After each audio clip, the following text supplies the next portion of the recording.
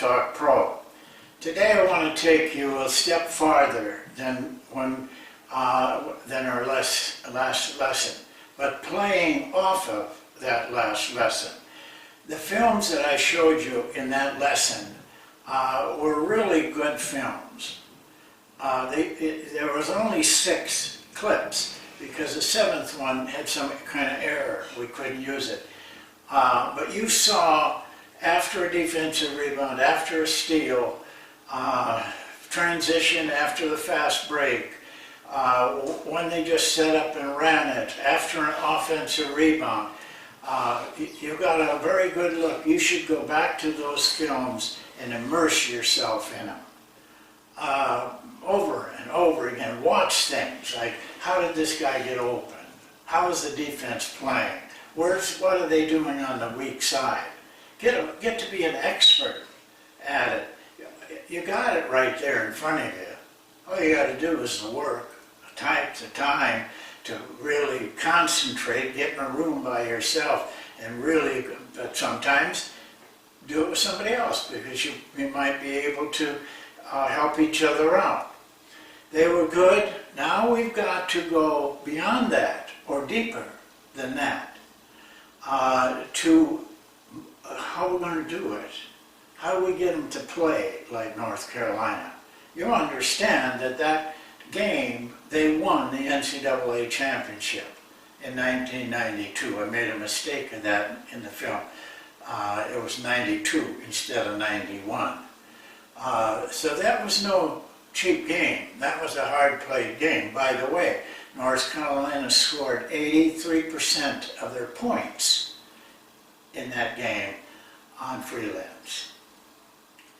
Well, Freelance is really improvisation, making things up as you go along. It's the grand part of offensive basketball, is this ability. You're doing it now. They're doing it now, but they're not doing it very good. With your help, they can do it very good and get very good like North Carolina is. You think that they weren't coached? You're mistaken. They were coached to play like that. You can coach them to play like that. Improvisation relies on instincts, the ability to do something very, very quickly, in a split second. A decision, do it. Those two kind of come together. They're kind of like twins. You can have instincts without improvisation, but you can't have improvisation without instincts. So what you're training is in instincts. Now, there's different kinds of instincts. There's individual instincts, just me, just you, doing what you do. But doing it instinctively. It might be a cut, it might be a shot, it could be a defensive thing. But it's done individually, and you can train that individually with the players. Or it comes with partners, what I call partners. Usually it's 2 men working together, 2 players working together, sometimes 3, but usually what we're talking about by partners. I go to set a screen for you. You use me as a screen to cut off of. We're partners. And then the last one, the great one, is the team. Team improvisation. That's the key. That's what will bring you to the championships.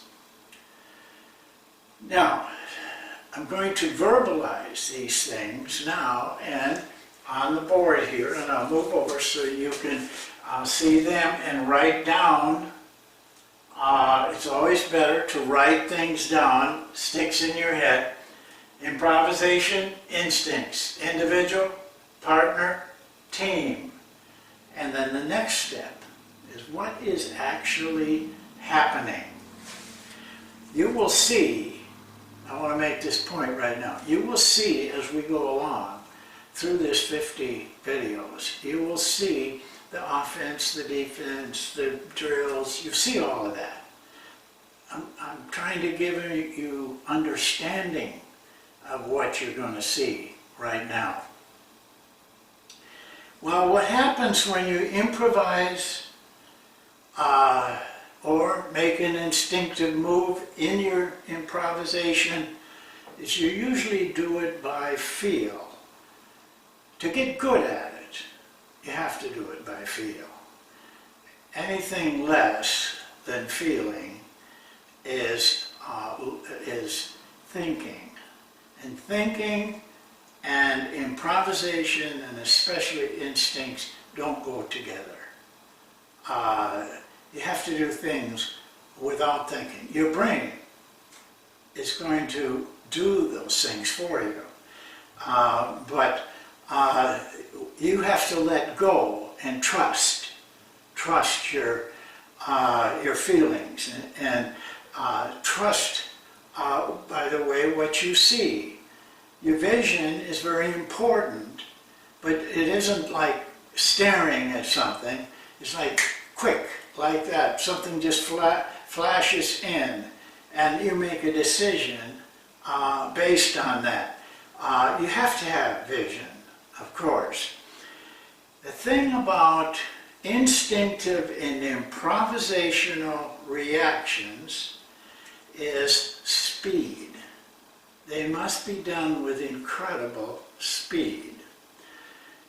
Let me just give you a brief look at what is happening in your brain. First of all, remember this. Your body is just a piece of meat. The brain runs everything. The mind and the brain, the mind incorporates the brain, runs everything. Actually, your body doesn't even feel pain. Your mind feels pain. Your mind feels pain to stop you from doing anything further that might injure you or hurt you or do anything more.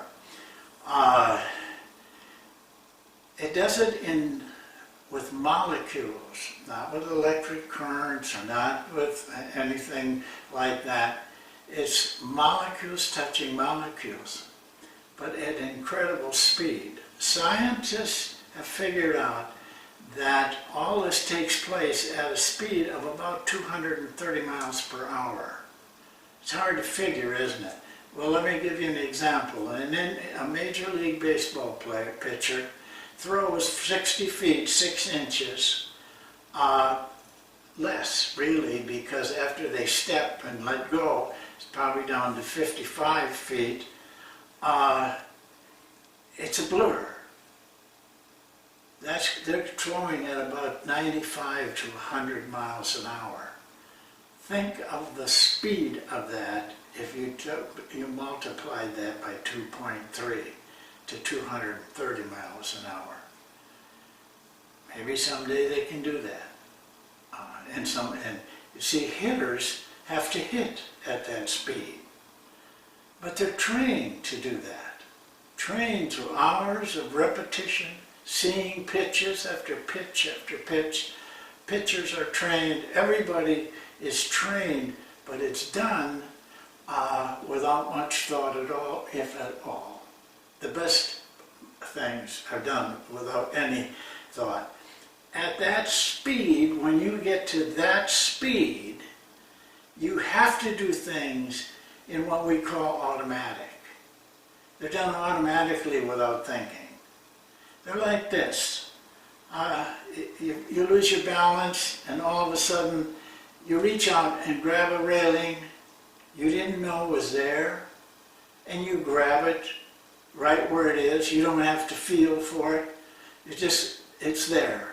That's the kind of automatic speed we need to run that offense. And you saw it in those films if you will look for it. How about this?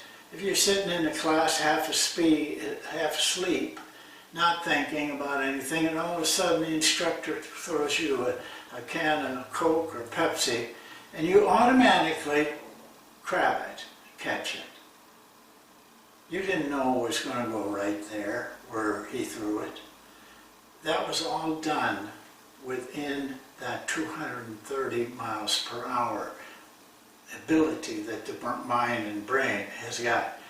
Coaches, make sure that you think about this.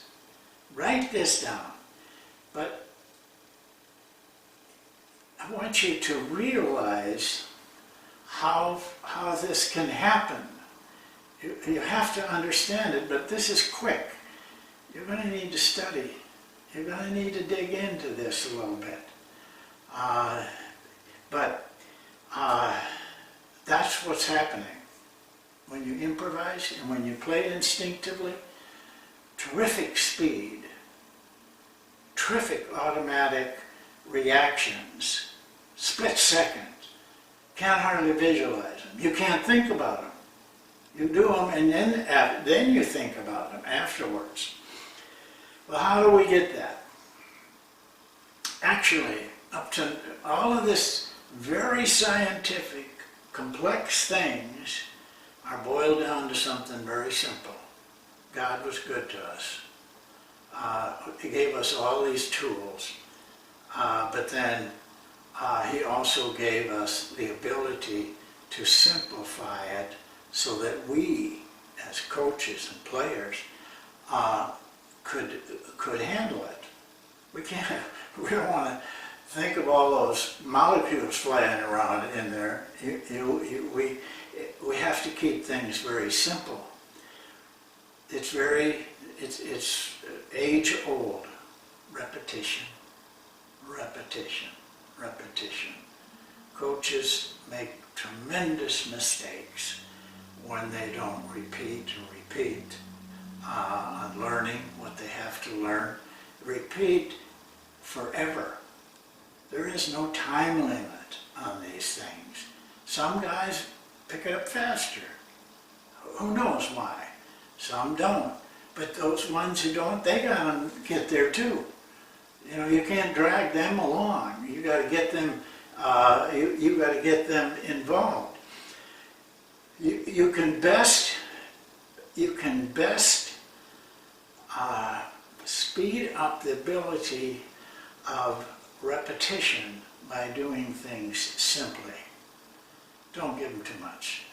Complexity will destroy instincts and improvisation that you need as a coach.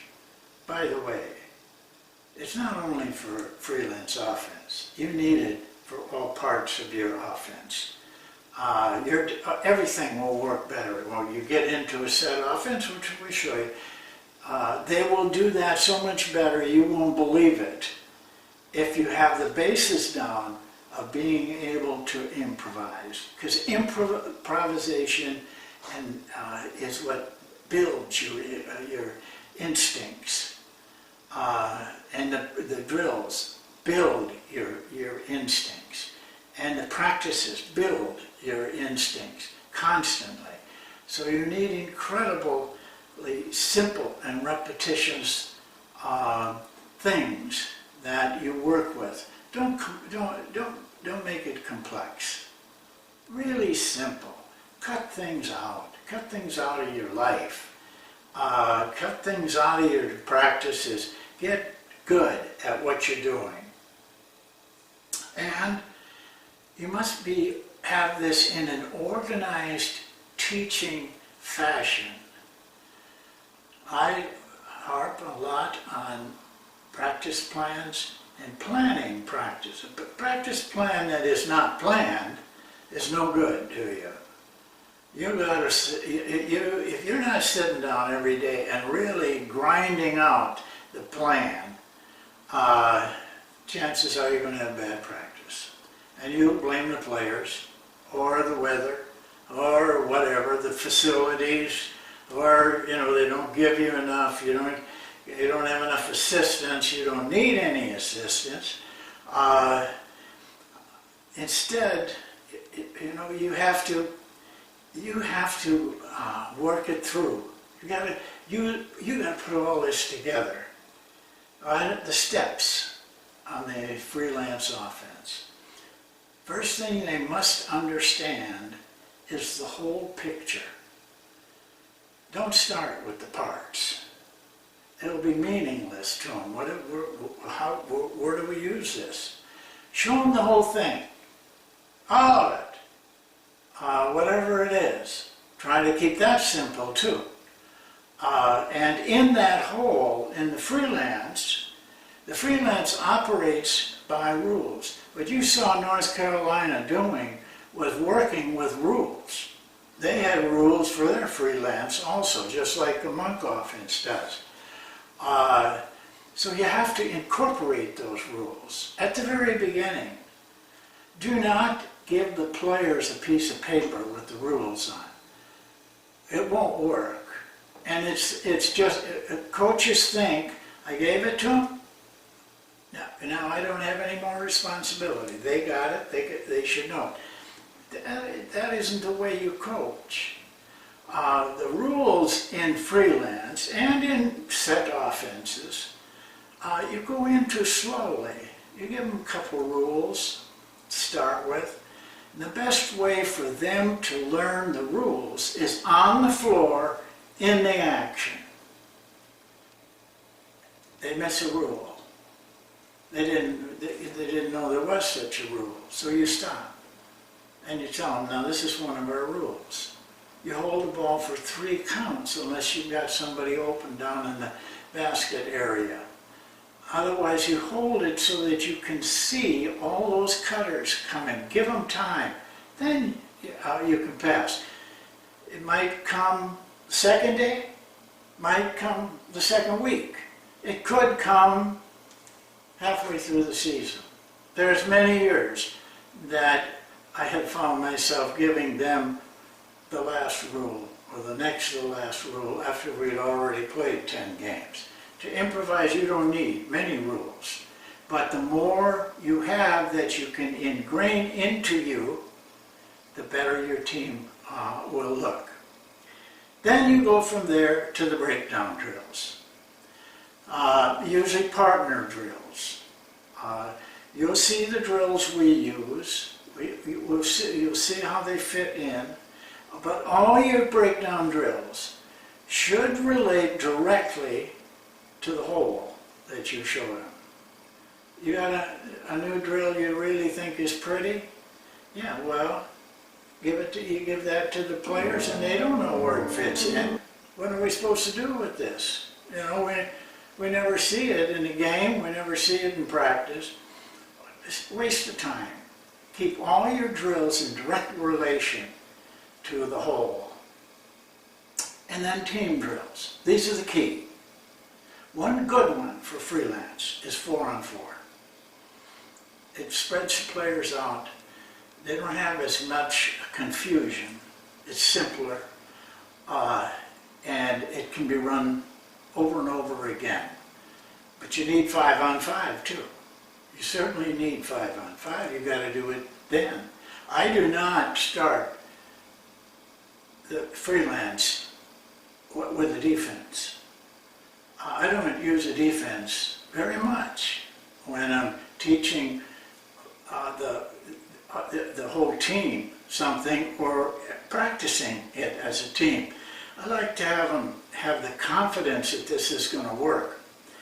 The defense creates problems for them when they're learning. Now, maybe way down the road, you know, well, I eventually put in defense, but I might do some other things with it down the road. When I really feel, you know, you got a veteran team, they've been with you 3 years, you know, you can do a lot more things.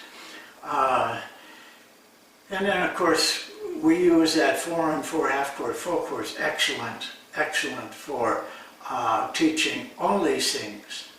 Well, this is part of the progression. Please, you know, come back, write these things down, put them in a notebook, go over them, think about them. If you write them down and think about them for a while, you won't forget them. They'll just come to you at the right time. And I'm going to thank you now for watching. Please keep going with this. You're in a wonderful profession. Learn and learn and learn. Don't be arrogant and think you know everything. You know, I've been where you were. You've never been where I am. And I know how little I knew when I was coaching like you are. So don't think you got it all down. It's not, it isn't true. And we'll see you next time. Thank you for watching.